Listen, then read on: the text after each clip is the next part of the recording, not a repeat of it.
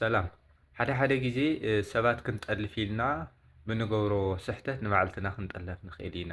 ንኣብነት ሪከርደር ክንፅዕን ከለና ሞባይልና ንኻልኦት ክንቀድሕ ኢልና ግን ድማ ሪከርደር ንዓና እውን ናብ ምጥላፍ ከቃልዐና ይኽእል እዩ። ምስ እዚ ተወሳኺ ኣብ ሞባይልና ንፅዕኖም ኣፕሊኬሽናት ዘይንፈልጦም እንተኮይንና ክነጥፍኦም ክንክእል ኣለና።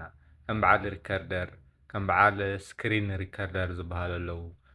ድሮፕ ቦክስ ዝበሃሉ ኣለዉ። ከምዚኦም ዓይነት ኣፕሊኬሽናት ንኻልኦት ሰባት ኣሕሊፎም ክህቡና ስለ ዝኽእሉ ሰባት ኣብኡ ኣትዮም ኢሜይሎም ወይ ካልኦት ኢንተግሬት ክገብሩ ስለ ዝኽእሉ ከነጥፍኦም ኣለና።